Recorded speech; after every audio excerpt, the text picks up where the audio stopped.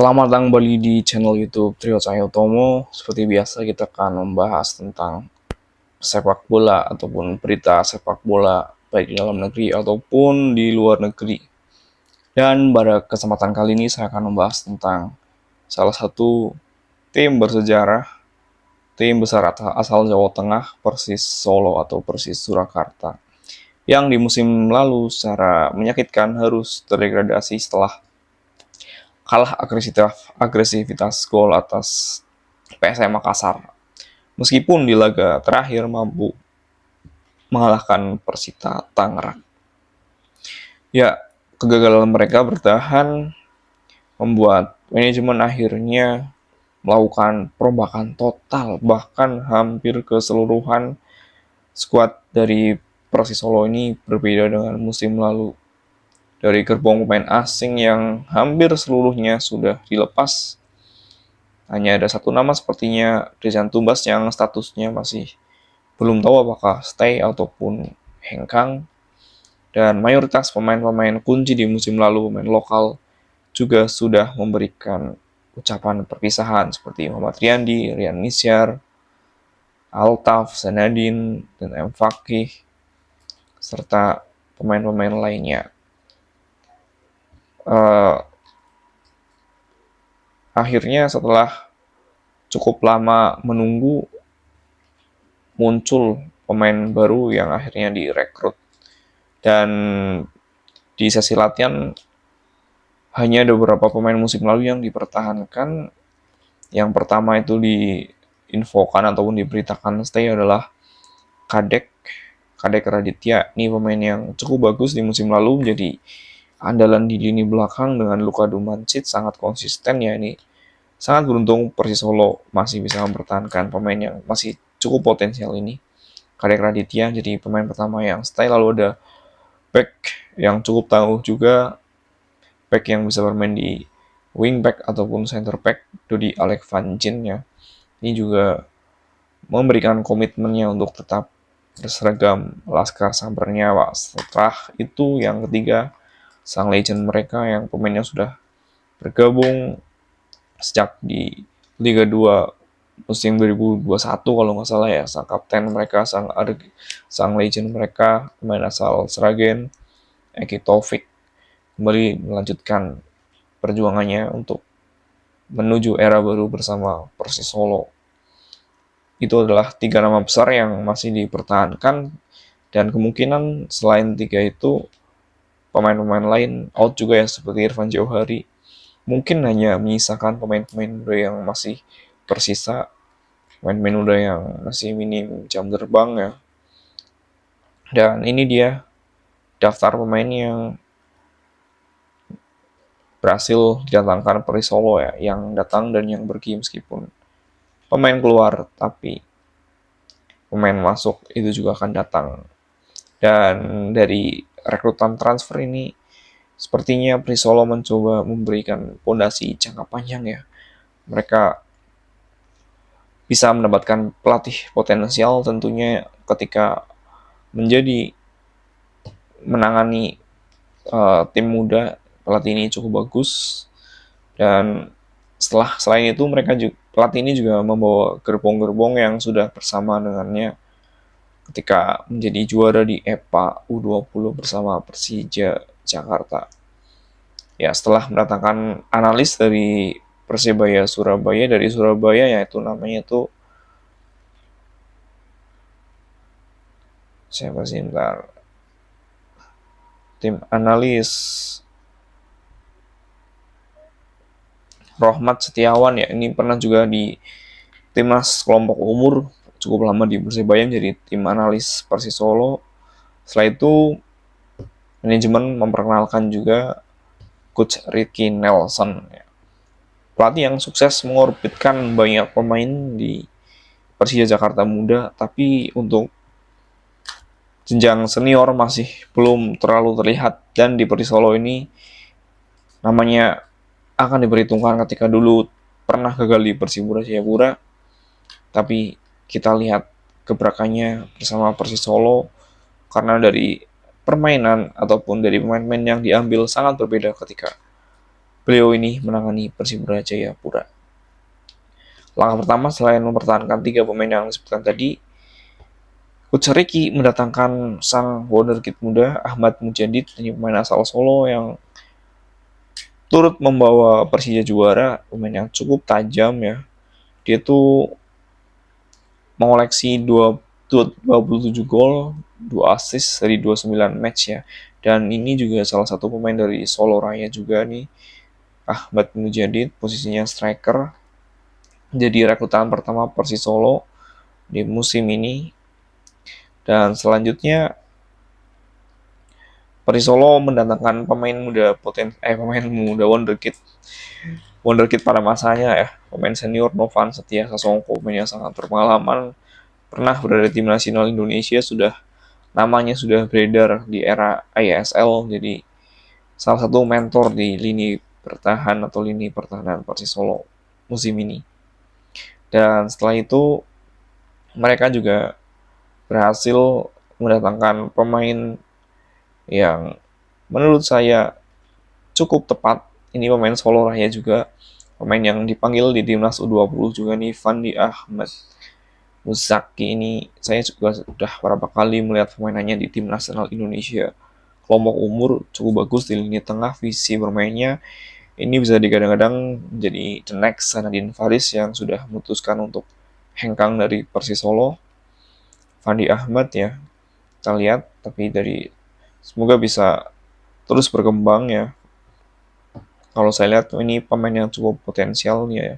Fandi Ahmad, pemain dari Solo Raya juga. Lalu ada penjaga gawang yang cukup berpengalaman. Ini sebenarnya cukup bagus juga nih. Teguh Amiruddin sudah malah melintang ya. Bahkan sepertinya juga beberapa kali pernah dipanggil tim nasional juga. Masih cukup bagus kelasnya untuk bermain di Championship. Ini dia, Teguh Amiruddin.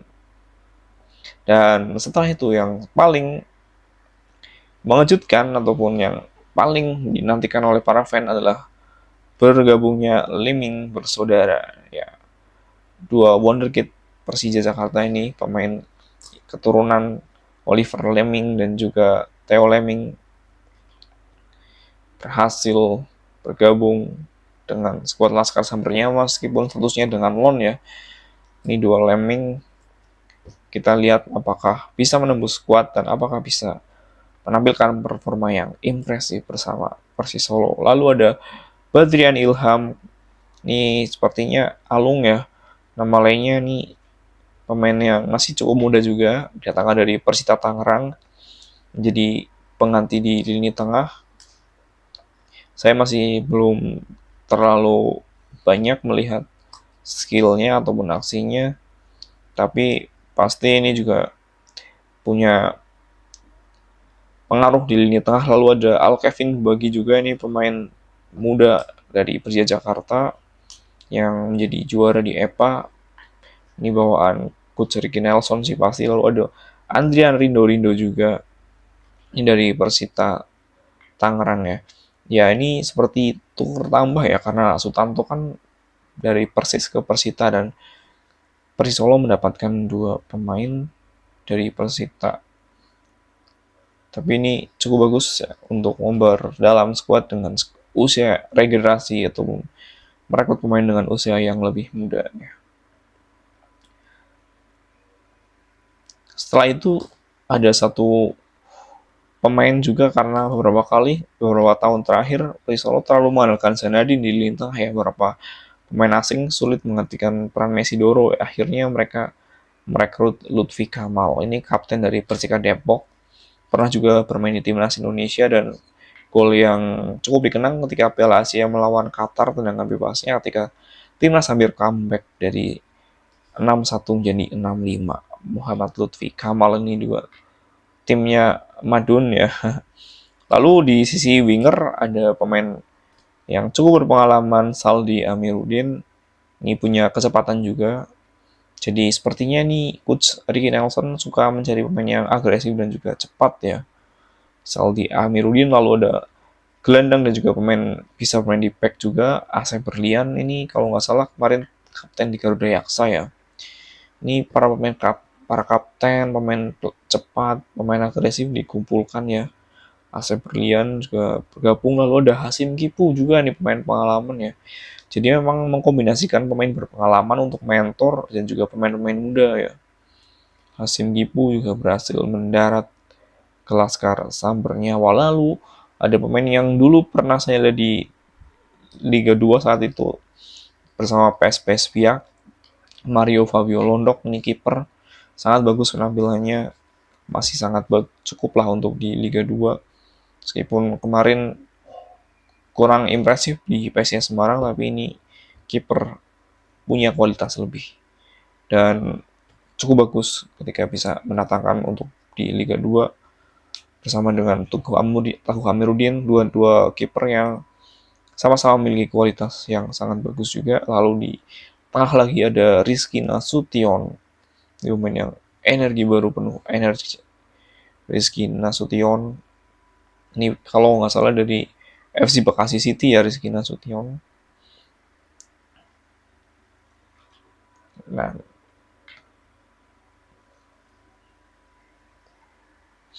setelah itu mereka mendatangkan pemain asing pertama ya. Ini pemain mungkin di Liga 2 kali ini aja ada 3 pemain asing, tapi ini pemain asing pertama yang didatangkan yaitu Juan Merah ya, dari Spanyol yang sebelumnya bermain di Persiraja Banda Aceh. Kalau dari lihat dari postingan sih ini pemain yang cukup bagus di Persiraja ya. Ya meskipun dari tim harapan saya sih sebenarnya kalau bisa dari Liga 1, tapi mungkin emang meskipun dari tim Liga 2 juga didatangkan, tapi kualitas tadi Juan Merah sepertinya emang layak lah, mudah-mudahan bisa membawa impact yang bagus di lini tengah ya Juan Merah. Dan yang terakhir itu rekrutan pemain sayap berpengalaman yang pernah viral pada masanya, Terence Buhiri, pemain yang cukup lama bermain di Borneo FC yang sempat main di PSS Sleman ya. Jadi kalau saya lihat dari transfer nih, Coach Ricky Nelson suka menggabungkan ataupun melakukan kombinasi antara pemain senior dan juga pemain muda, dan juga mencari pemain yang agresif ya. Patut kita nantikan karena dari squad ini mungkin 99% ini rubah dari komposisi musim lalu. Wow, ini gebrakan yang luar biasa.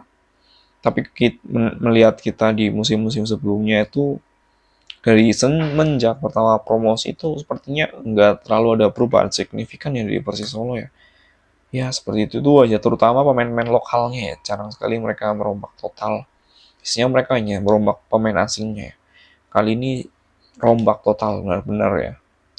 Bahkan Rian Misyar pun pemain yang cukup, pemain yang sangat, bukan cukup lagi ya, sangat memiliki peran terutama di ruang ganti Persis Solo juga dilepas.